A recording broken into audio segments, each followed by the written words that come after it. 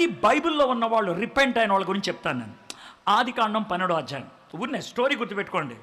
దేవుడు అబ్రహాముని అప్పుడే పిలిచాడు. అబ్రహాము వీరోచితంగా నడుచుకుంటూ వచ్చేసాడు. 4వ వచనంలో ప్రయాణం స్టార్ట్ అయింది. నడుచుకుంటూ వచ్చేసాడు. షెకెంకి వచ్చాడు. అక్కడ ఒక ఆల్టర్ కట్టాడు. అక్కడ దేవుని నామాన్ని అక్కడ ఉచ్చరించాడు. దేవుని నామాన్ని గణపరిచాడు. ఆల్టర్ కట్టాడు. బాగుంది. కరువు వచ్చింది.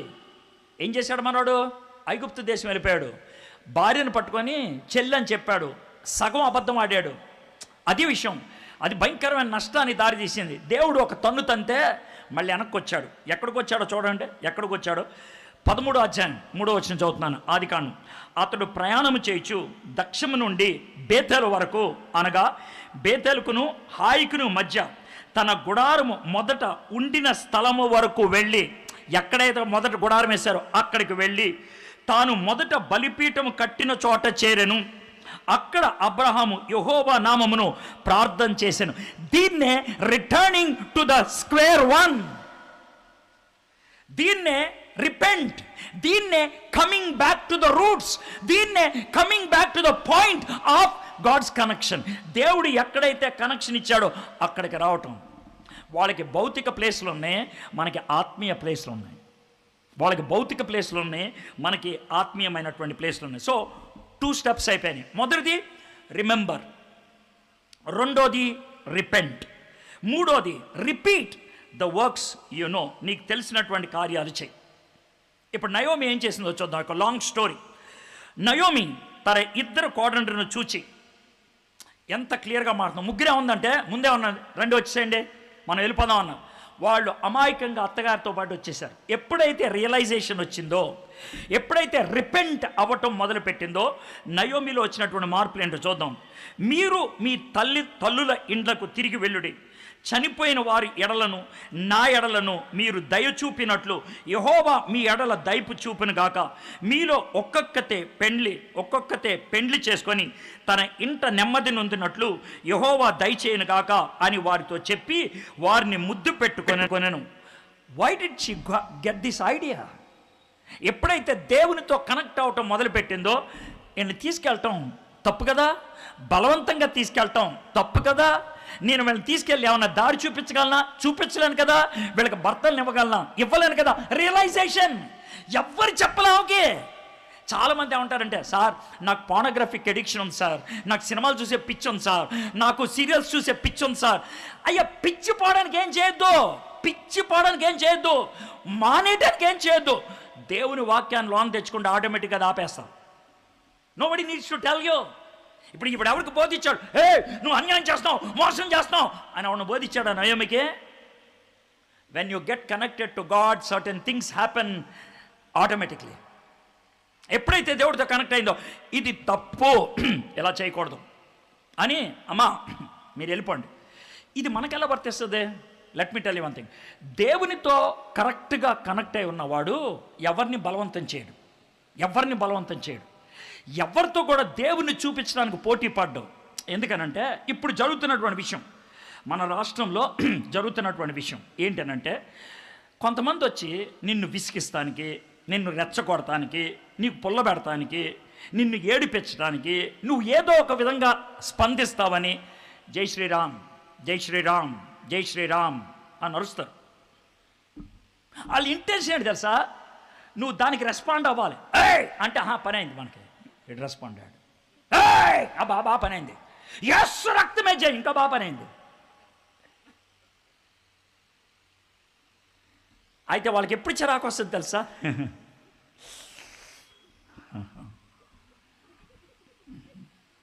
అప్పుడు చిరాకు వస్తుంది. అప్పుడు వాళ్ళు ఎక్స్పెక్ట్ చేసింది రాలా, వాళ్ళు ఎక్స్పెక్ట్ చేసింది రాలా. వాళ్ళు ఎక్స్పెక్ట్ చేసింది ఏంటి తెలుసా? నువ్వు కూడా యేసు రక్తమే జయమంటావని. అక్కడ యేసు రక్తమే జయం, అపజయం. మళ్ళీ చెప్తున్నాను నేను, అక్కడ యేసు రక్తమే జయం, అపజయం. నోరు మూసుకోవటమే జయం. That you should understand, that you should understand.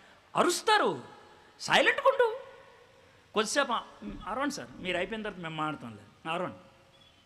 బాగుంటుంది, అది చాలా బాగుంటుంది. మీరు చెప్తున్నా చెప్పండి సార్, మీ దారి మీరు చెప్పండి, తర్వాత మేము చెప్పుకుంటాం. Okay, go head. Thank you. బాగుంది, సూపర్. అది రియలైజేషన్ వస్తే అవతలతో ఎలా డీల్ చేయాలో మనకు అర్థం అవుద్ది. చాలా సింపుల్ థింగ్. నయోమి రియలైజ్ చేసి అడిగింది, దేవుడు ఎవరిని బలవంతం చేయడు, బలవంతంగా ప్రభు దగ్గరికి ఎవరిని తీసుకురాలేవు, బలవంతంగా యేసు ప్రభు నానాన్ని గణపరచలేవు నువ్వు. No, you cannot. ఒక్క ఎంటుకు మొక్క పేకలేవా నువ్వు.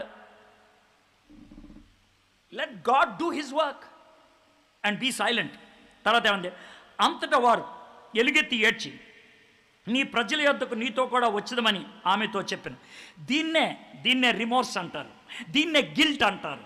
దీన్నే రిమోర్స్ అంటే ఏంటి? అపరాధ భావం. ఓ విధంగా తప్పు చేశాననే భావం, పెట్టలేను. ఇది చాలామంది చర్చిల్లో చేస్తారు. చర్చిల్లో ఎప్పుడైనా మీరు కొంతమంది పాట పాడేవాళ్ళని చూసారా? వాళ్ళు పాడేటప్పుడు మైకులో వాళ్ళు పాడుతుంటే ఒకవేళ కనుక మనం వాళ్ళని చూడలేదనుకో ఏడుస్తున్నామే అనుకుంటారు. వాళ్ళు కిందకి ఎలా వస్తారు తెలుసా? బాబాడేనా ఆయన ఎందుకు అంత గట్టిన వాడి తెలుసా?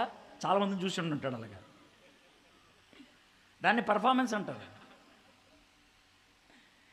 పెర్ఫార్మెన్స్ కాదు మరి, నిజం చెప్తుందా. నువ్వు పెర్ఫార్మ్ చేసి బాగా చప్పట్లు కొడుకుంటే దండేసి పంపిస్తాను నేను, అంతే.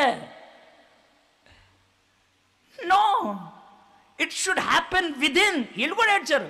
ఒకవేళ కనుక అక్కడ దాన్ని ట్రోలింగ్ చేస్తే ఎంత బాగుంటుంది తెలుసా? ఏం ఏడ్చారు, ఓర్ఫా ఎక్కువ ఏడుస్తుందమ్మా రూత్ కంటే. రూత్ కొంచెం తక్కువ ఏడ్చింది కానీ ఓర్ఫా బాగా ఏడ్చింది తెలుసా. నీ ఏడుపు ఎవడు కాలే. చూద్దాం ఆ తర్వాత.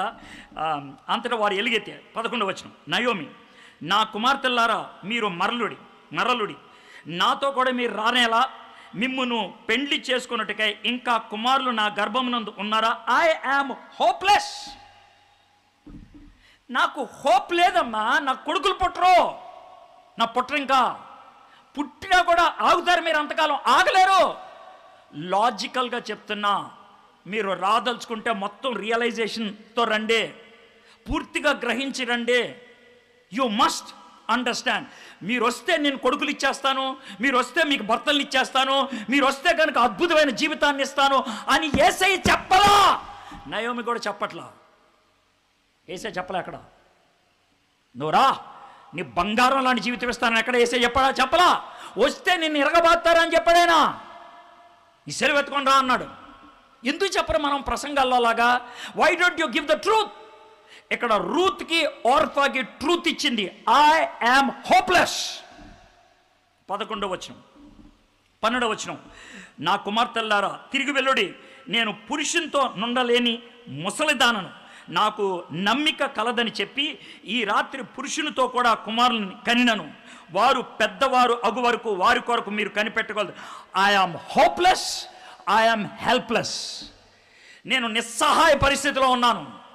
నేను నిరుపయోగమైనటువంటి వ్యక్తిని. నేను పనికి మాలిన దాన్నే. She gave a clear picture. బాబు, యేసు ప్రభుని అంగీకరిస్తే నిన్ను ప్రజలు కొంతమంది తిడతారు, నీ వాళ్ళు నిన్ను కాదంటారు. దాన్ని నువ్వు సిద్ధమా?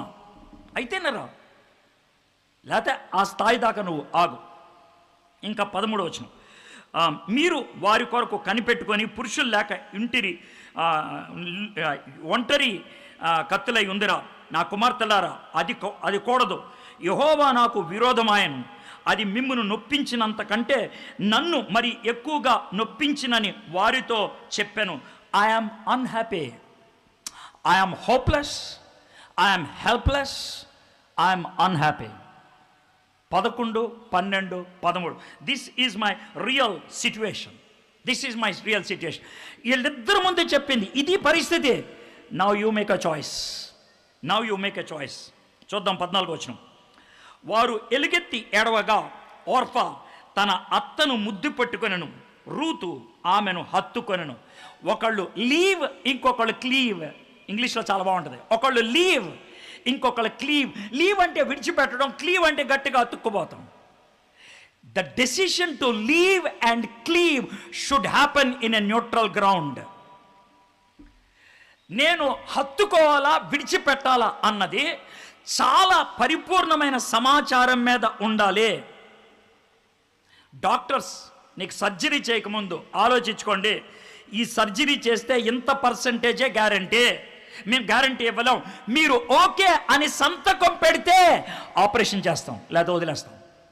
It's your decision, it's your decision. నీ ఇష్టం, నీ ఇష్టం. దానికి సమంజసమా? వచ్చి కూర్చోండి.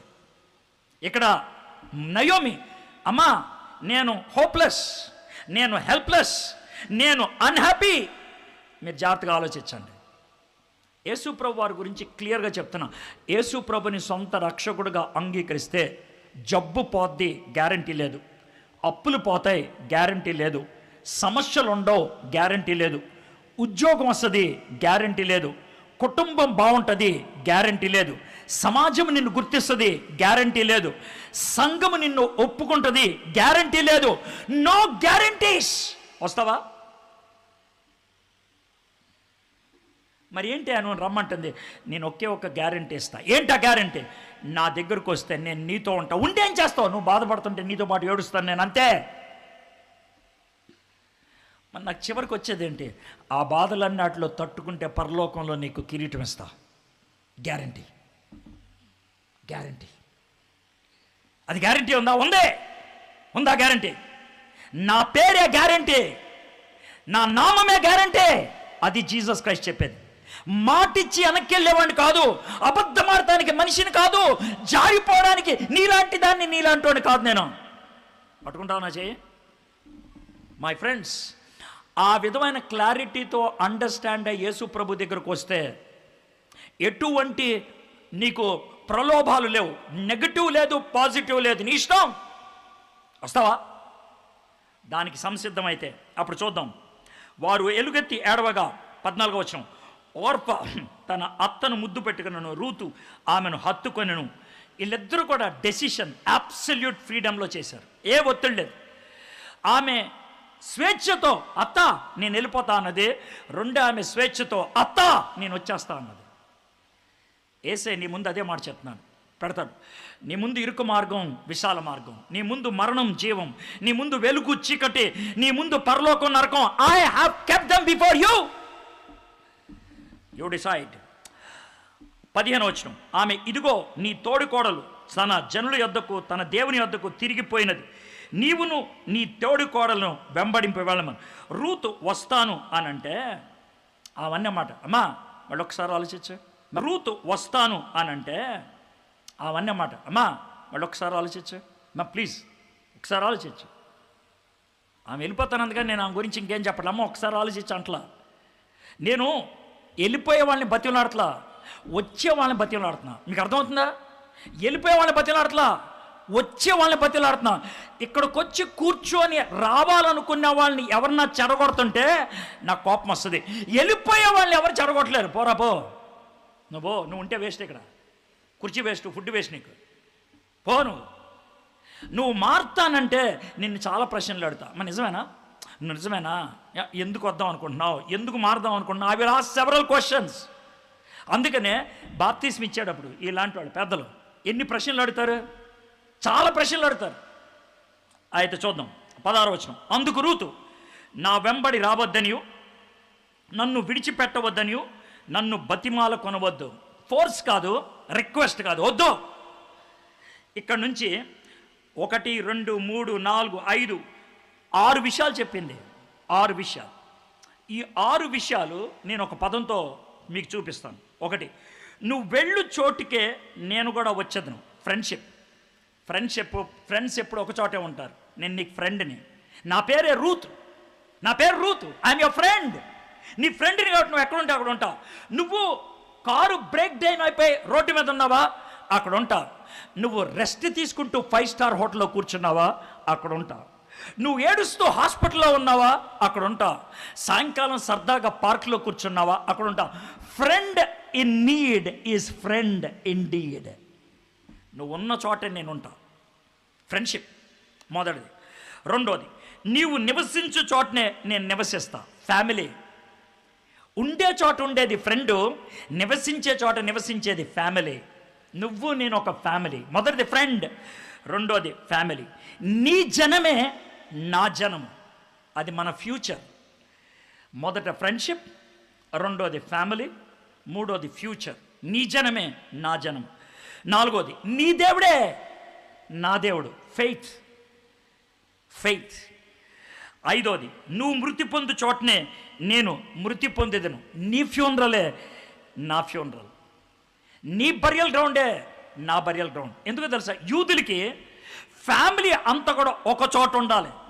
చాలా ఇంపార్టెంట్ అది. ఎక్కడ పాతి పెడుతున్నారనేది ఇంపార్టెంట్.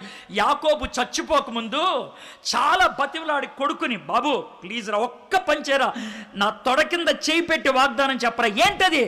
నేను చచ్చిపోతే నన్ను ఇక్కడ పాతి పెట్టద్దు. మక్ఫలా తీసుకెళ్ళు, అది మా ఫ్యామిలీ, అక్కడే పాతి పెట్టాలి. యోసేపు తాను చచ్చిపోకముందు, రే మీకు దండం పెడతాను రా, నేను చచ్చిపోతే నన్ను భూమిలో పాతి పెట్టద్దు, సూట్ కేసులో పెట్టండి. కొన్ని సంవత్సరాల తర్వాత మీరు ఎక్కడి నుంచి వెళ్ళిపోతారు, నన్ను ఇక్కడ వదిలేదు, అక్కడ తీసుకెళ్ళి పాతి పెట్టండి.